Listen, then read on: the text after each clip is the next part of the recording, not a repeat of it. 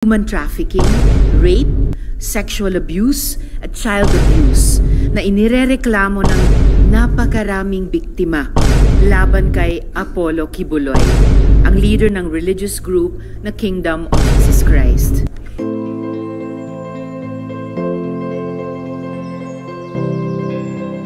Hinimok ang Senado na imbestigahan ang mga kaso ng human trafficking, rape, sexual abuse at child abuse na inirereklamo ng napakaraming biktima laban kay Apollo Kibuloy, ang leader ng religious group na Kingdom of Jesus Christ.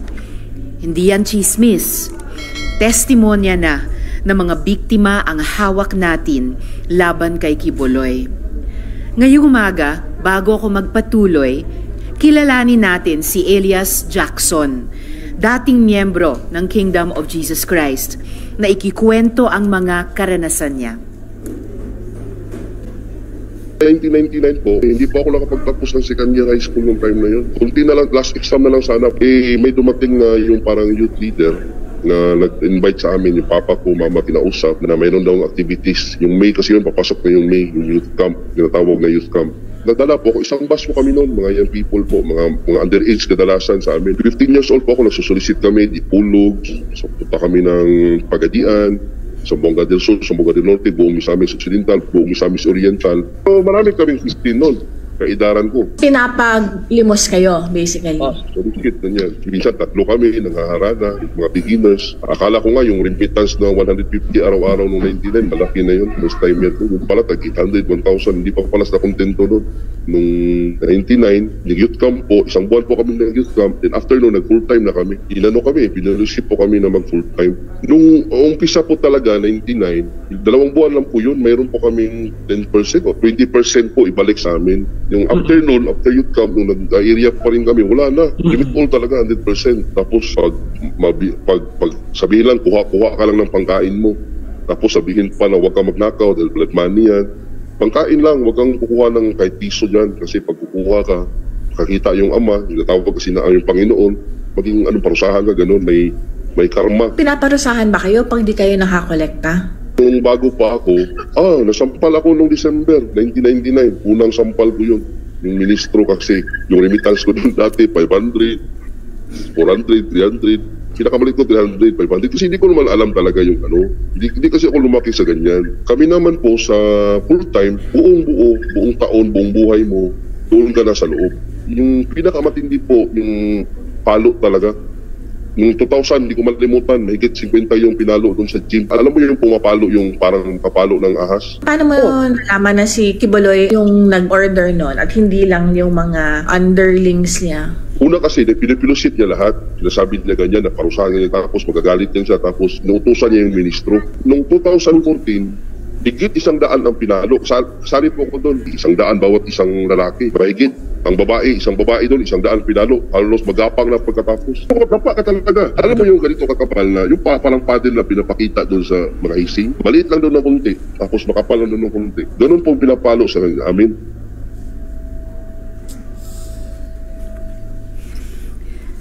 Sunod naman po ay si Arlene. Dating miyembro din at mariing nagpapatunay na marami siyang naranasang pang-aabuso dahil kay Kibuloy at sa mga utos ni Kibuloy sa grupo. Pinatotohanan rin niya sa amin na menor de edad pa lang siya, sapilitan siyang namamalimos at pinagtitinda para makaambag sa grupo. Minsan, pinagkukunwari pa silang pipi o bingi. Pero ang totoo, sa Kingdom of Jesus Christ napupunta ang benta nila.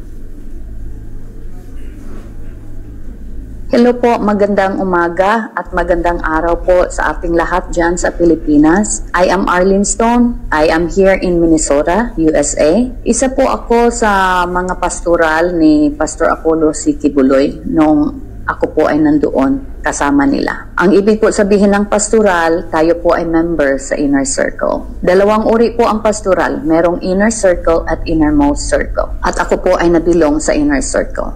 I was 15 years old po nung una po ako na-convert kay Kibuloy. At pinasabak po kami, namamalimos po ako doon sa Amoranto. Pinadala po kami from Davao to Manila para mamalimos po, at ang una ko pong natirahan, una po naming natirahan ng aking sister ay Amoranto Coliseum dyan sa Cubao noong 1991 po. At pinapapanggap po kami ng mga pipi at bingi at mga fake na student po. May dala-dala po kaming iba't ibang association para kami po ay lumikom ng pera. Isa po sa mga association na dala namin ang CGF, Children's Joy Foundation, Pag-asa ng Buhay, Pagdamay sa Dukha Association, Shivers, Psalms of David. 7 po yung association. Nakalimutan ko po yung iba, but I have written that up somewhere. Kaya po kami pinapapanggap na bilang estudyante at mga pipi at bingi para kami po ay makakuha ng mga simpatiya sa mga tao at malaki po ang aming remittance. Hanggang kalaunan po ay pinagpatinda po kami ng mga puto at kutsinta dyan sa Maynila. Pero bago po kami pinapagtinda dyan sa Maynila, nag-umpisa po kaming magtinda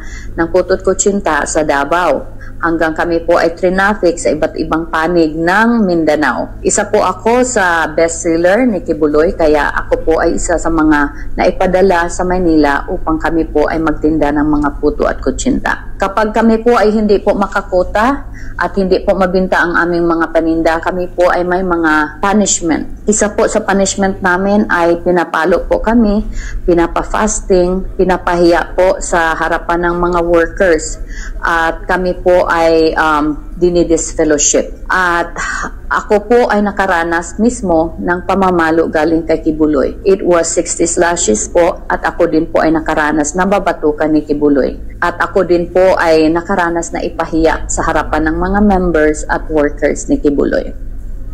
Bilang pastoral po, ako po ay nagmamasahe ni Kibuloy at sa kanyang mga spiritual wives. At noong una po akong magsalita, in 2019, ako po ay inalok nila na bayaran upang manahimik. Pero hindi ko po tinanggap ang alok na yon dahil ako po ay maganda naman po ang ating trabaho dito sa States at malaki naman po ang aking kinikita dito. I am blessed, kaya hindi ko po tinanggap yon kasi ang importante po sa akin ang mabigyan ng justice ang aking mga kasamahan na sobrang inabuso. It's not just for me but for my people who were very abused, especially po sa mga minors, no, na mga inabuso ni Kibuloy. Yun po ang masakit para sa akin. Marami po akong mga kausap ng mga survivors from different part of the world po. At sa akin po sila lumalapit, nag-vent out po sila sa kanilang mga struggles. Kaya po ako ganito, courageous para po sa kanila, hindi po para sa akin. Kasi ako po ay nakapag-umpisa na at nalagpasan ko na po ang struggle na mag-umpisa sa bagong buhay. Pero ako po ay nasasaktan para sa kanila kasi marami po sa kanila that until now, they are struggling. Especially po yung mga minors na masyadong inabuso ni Kibuloy. Doon po ako masyadong nasasaktan.